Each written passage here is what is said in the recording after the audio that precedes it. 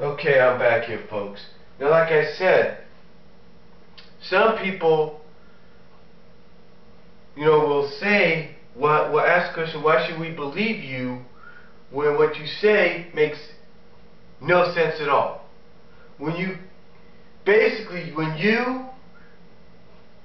and the guy that you have some stroke with decide at the last second because you're worried that this won't work out and that there's going to be probably a better, bigger picture in the future, why at the last second would you decide, let's not have the guy win, and then let's not have the guy win, but then all of a sudden a few days later you decide, let's have his friend win?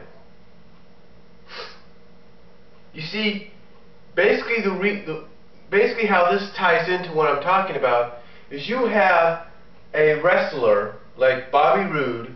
You have him wrestle 20 to 30 minutes in the main event, your final match of your biggest show of the year. You have him lose, storyline-wise, on camera, get screwed. Then you have his friend, his best friend, and his tag partner, James Storm, in less than 3 minutes become the champion on an Impact taping. Now, you can see why people are happy that James Storm's the champion, but are also pissed off at the fact that you had Robert go through 30 minutes of hell, but in less than 3, his friend wins it. Does what he couldn't. And you have him all of a sudden and what really pisses fans off is you have him all happy at the fact that his friend is the champion. Okay.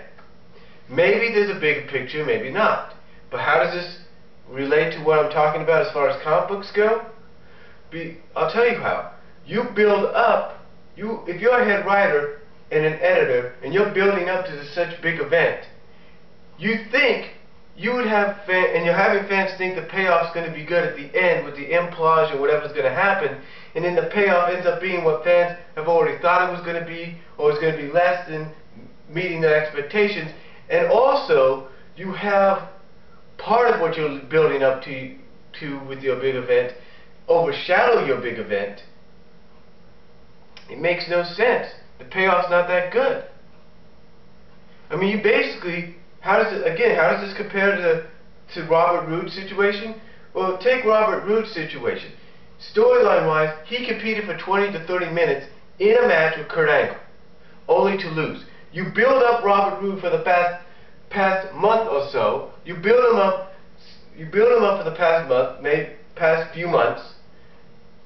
You build up everybody that's in this so-called BFG series, and yet once you build up the person that wins it, you show all these video packages, you do his interviews with his family and everything, make him look like he's ready to be the champion, and then you don't give it to him. That's basically shitting on every fan that was hoping you was going to give it to him, that was pulled in by the fact that they believed you were going to give it to him. That's bullshitting and shitting on every single competitor that was in that BFG series. You bullshitted them. You pulled it out of their hands. Basically, how this has to compare with the comics and the certain comic book that I'm talking about is for months you build up to this Genesis arc, and in the eyes of many, maybe it was good, and maybe they get the understanding of it. Which, as I mentioned in part 1, I understand that it has a place in the continuity. It's just that the fact that I do agree that what happened to a certain character in your 225th issue overshadows that. But here's the thing, you're building up the fate of this character so much that not only does it overshadow your big event, but in the end, the payoff is not what fans want, or is not what fans expected. Because basically, on one of the covers, one of your Viant covers, your sketch cover, you have the character's hand laying down like this, if you will, dead, in a dead position, and you're making people think by looking at that sketch cover that the payoff's going to be that this character's going to die. here's the thing. Here's the thing. Instead, what you do is you put this character into another situation that some say is just as bad, if not worse. But the payoff's not that good in their estimation, because you're building up everything so much that this is how you end it. Now, I'm not saying there isn't a bigger picture in this whole scenario. Just like I'm not saying that there might not be a bigger picture, that there may not be a bigger picture with the whole Rude Storm situation that occurred over the past few days in TNA. I'm not saying that. All I'm saying is the results, in comparison, both of those same results have pissed the fans off. You've pissed fans off of this comic because of the fact that you build up so much, that you've fucked with people, excuse my language, but you fucked with them by saying this is what's going to happen, and basically saying, oh, I don't know about this character answering doors to people anymore, or this and that, making people think one thing and then doing another.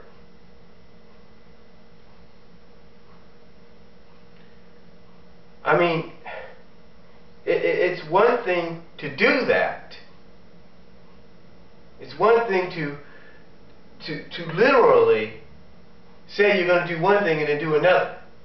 It's like when you tell fans, oh, I'm not going to put any elements of my webcomic that I did before I came on board in any of the comics, in any part of the comic book or any of its spin-offs. But what do you do? Yeah, what do you do? In your spin-off comic, in one of your story arcs for your spin-off comic, you do exactly what you say you won't do. You put in your elements. You put your elements in of your webcomic when you say you're not going to do it. What I'm saying, folks, is how this all relates to what I'm talking about is if you're a head writer and you're a head editor, yes, I understand teasing and keeping your readers and your subscribers and your fans in suspense is part of the game. I get that. But you don't say one thing and do another. You don't go out and you don't go out and fuck up. You don't go up and fuck and bullshit your fans. You don't do that.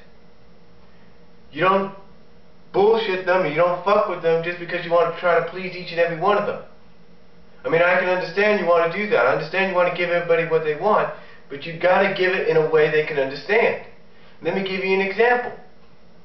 There is a webcomic into which a certain young pink heroine, if you will, that's a part of that's a main part of the franchise, and it's part of the comic, and it's part of the main comic, a certain pink heroine that has a fantasy about being with the main hero. And that's all I'm going to say, a fantasy of having a romantic evening, going out and having a romantic evening with the hero. And that's all I'm going to say. Now, if you are a head writer of said book, and you wanted to give the fans what they wanted, doing a side story or a main story to where this character, to where that character, that main pink heroine character could dream out a fantasy, even if it's for one shot, even if it's for one issue to kind of calm things down, if you will, if it's a fantasy, then that's how you give a certain base of the fan base, your certain section of the fan base what they want, because you're letting them, even though it's a fantasy, you're giving them what they want.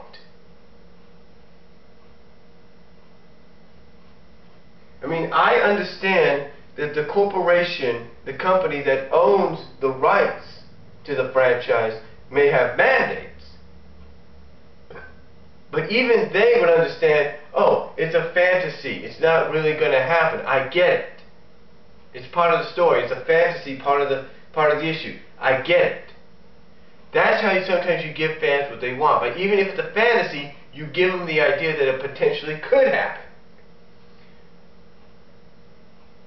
You don't fuck with your readers. You don't BS your readers by saying certain shit that sometimes is true and that most times is not true. And every every head writer of every comic book knows that. And I'm not saying that every head writer of every comic book in existence hasn't made the mistake that this certain head writer, in the eyes of some, have made. Now, I'm not saying this guy hasn't made mistakes that I think he has made, because I have seen mistakes he's made. Do I criticize him about it sometimes? Yeah, I do criticize him. But the thing is, it's all part of accepting your job and realizing you're trying to give the fans, that if you're trying to give the fans what they want, you're not doing the best job you're supposed to do. You're supposed to give the fans what they want by giving everybody a piece of what they want. You don't just say, oh, I'm going to turn the most popular character I have into a robot, and that's going to satisfy this section of the fan base while pissing off this section of the fan base. Now, I have said flat out that I like the robot design of this character. I'm not denying that. But unless there's a huge payoff in the end, there's going to be a lot of fans that may like the design, they just don't like the direction you're going in. That's all I'm going to say.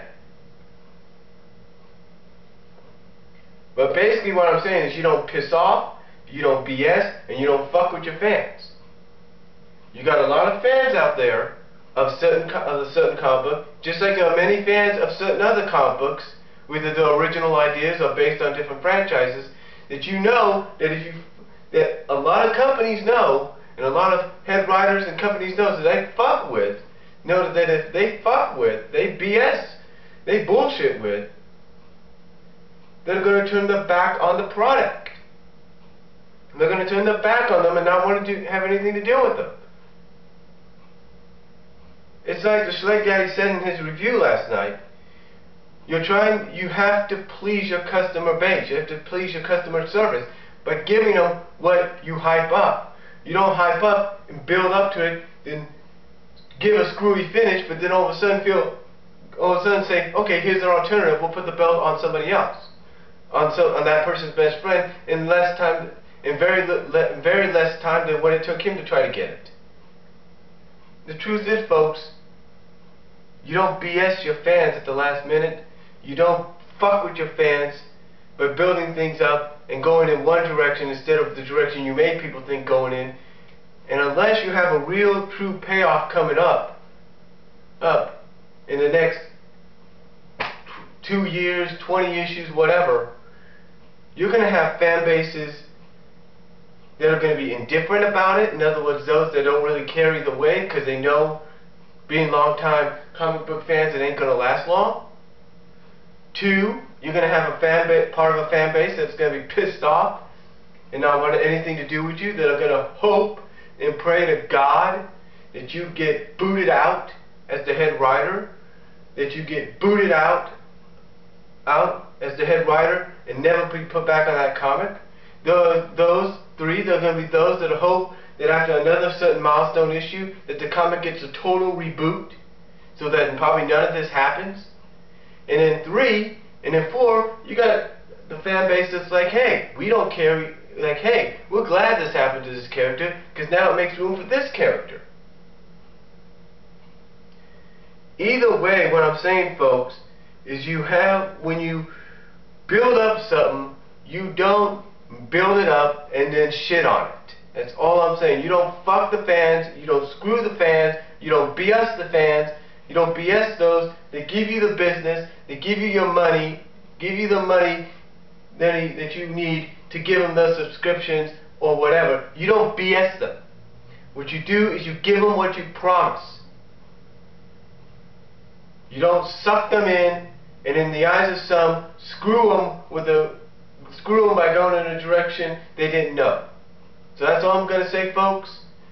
Comment down below. I'll talk to you all later.